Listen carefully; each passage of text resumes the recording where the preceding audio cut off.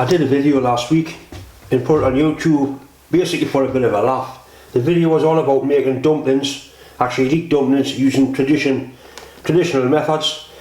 So what I'm going to do tonight is I'm going to do one of my favourite foods, which is fish and chips. I've got a nice fillet of haddock there, decent fish, nice and fresh. You smell it. It's got no smell, it smells of the sea. If it smells of fish, there's something the matter with it, it's not fresh enough. I've also got one of these things, that's a potato.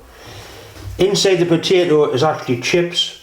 Chips don't come out of packets, out of the freezer, they do come out of potatoes. And nice potatoes as well, modest type of potatoes, perfect for making chips. The other thing I'm going to do is, I'm going to fry them in beef dripping. Because it's not healthy, it's not good for you, but you don't eat it every day. If you have fish and chips fried in beef dripping once a week, it's not going to do you any harm really. A lot of the fish and chips you get now are fried in sunflower oil or some other sort of vegetable oil. It's got a funny soapy taste, I don't like it. This is the old fashioned way of frying things which should really give a nice taste. The first thing I need to do is make the chips. I need to peel the potatoes. There's various methods of peeling potatoes. This is the method I saw on YouTube last week and it seemed to work quite well. So it'll probably work alright for me.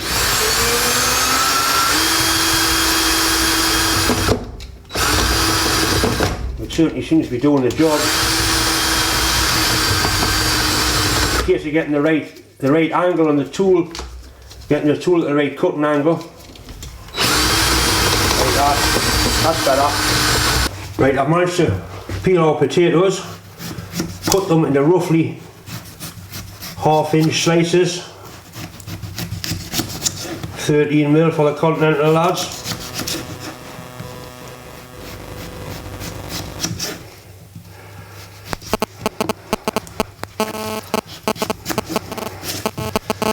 And once again,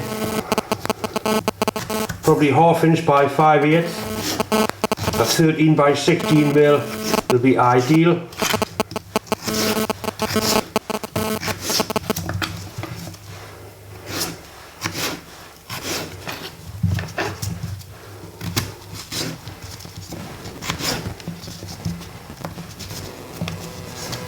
It's probably not quite enough, so we'll do some more. Because I am hungry.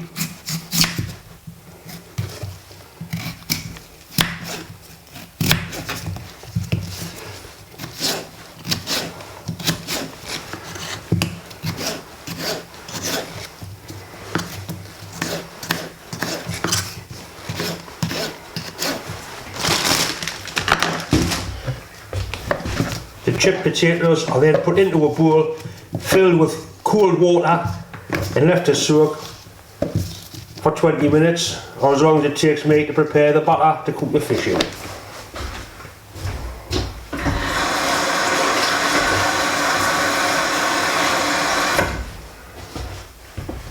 Just cold water, let them soak in there. Next thing we're going to make is the batter. For this batter mix I'm going to make what they call a beer batter.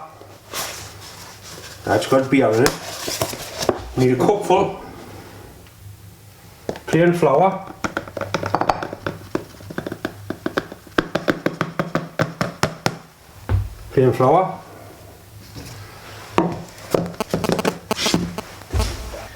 a teaspoonful of baking powder,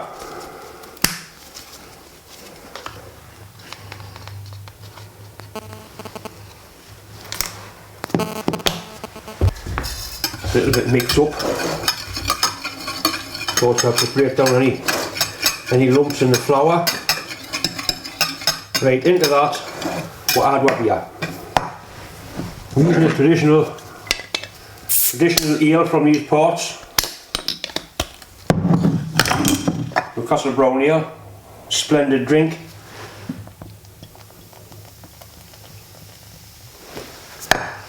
Lots of nice bubbles, that's what gives the batter its lovely fluffy texture.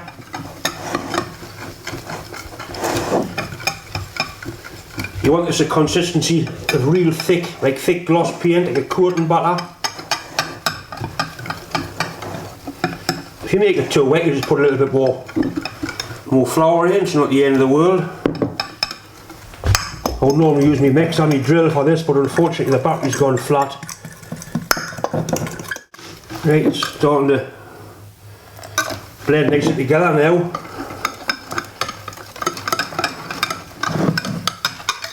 That's the sort of consistency you need. That'll coat the fish very nicely indeed. This is now put into the refrigerator to rest where I cook the chips off. We never deep fat fry food in the house, I haven't got a deep fat fryer. So what I've done, I've borrowed whatever that's called, a net. And I've just used one of Deb's pans, being as much as on holiday. And we're going to melt the dripping down in the pan. If we do fry, we normally use oil, but this is a special occasion, I'm going to use dripping. Used to have this on bread when we were children, beef dripping. Everybody had it. It didn't seem to do us any harm. And I don't think it does you any good. Like I say, this is not food for keep fit people or.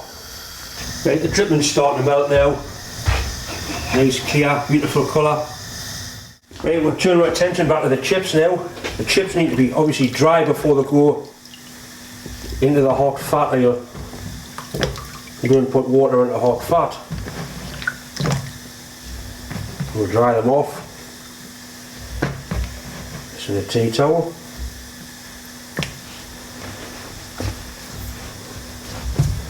Just dab them nice and dry. The fat's going to be really hot before you put the chips in. These are going to be nice and dry. Right, the fat's nice and warm now, the chips are dry, so carefully put them in. You've got to watch the fat doesn't go on the top and you end up with a fire, you've got to be careful. You don't walk away and leave this. The idea is here, I'll 3/4 cook the chips, take them out, do the fish and then finally brown the chips off.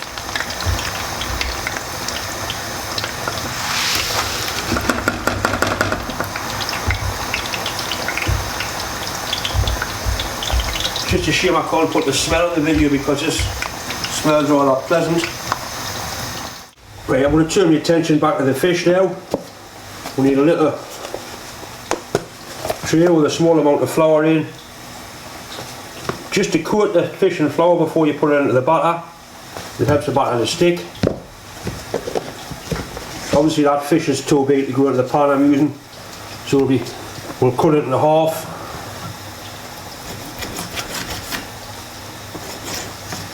See, beautiful colour, nice skin, gorgeous smell. Like I say, it smells fresh, it smells like the sea. So that goes into the flour. You shake any excess off, just like that. It's a light coating, and the other one.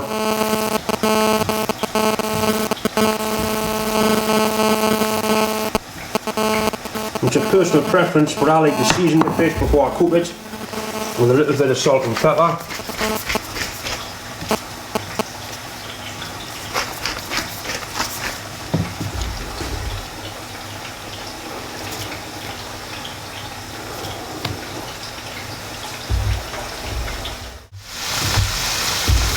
Right, those chips are just starting to turn brown and about 3/4 cooked, so take them out, let them drain where the fish cooks. Right, so the fish into the batter, which nicely coated like that.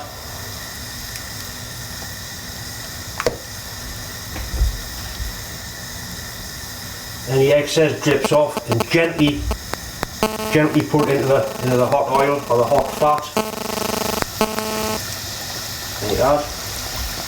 Same with the other one. It's nicely coated in batter.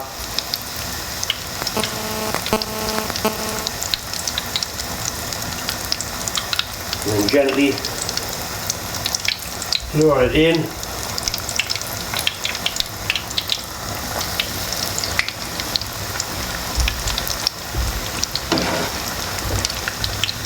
It'll take around 10 minutes to cook this.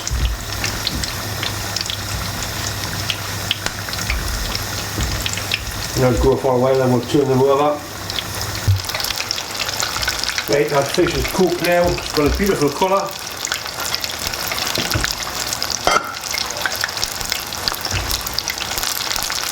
Take out the hot oil and let it drain as much fat off as you can back into the pan.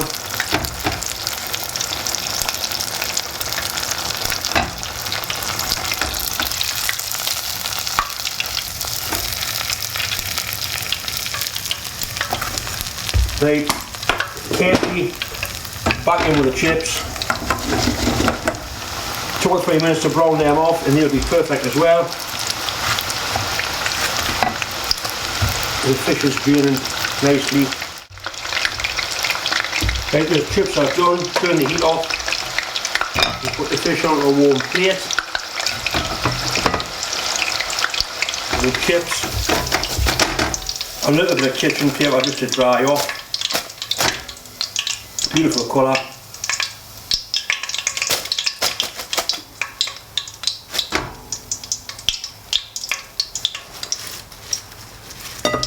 Actually I can use them in there. Right. I'll get my table set and then we'll give it a test what that looks. Oh dear me.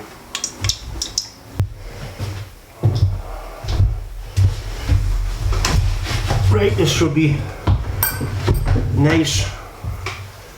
Plenty of salt and vinegar. Like I say, it's not a food you would have every night of the week with all this salt and all this fat, but once in a while I think it'll take some beating. Right, let's see what all the fuss was about. Look at that. Beautiful flaky white fish.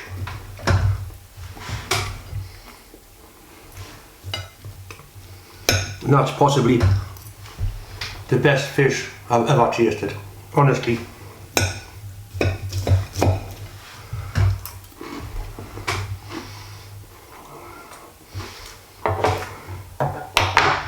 As they say in these parts, bon appetit, bonny lad.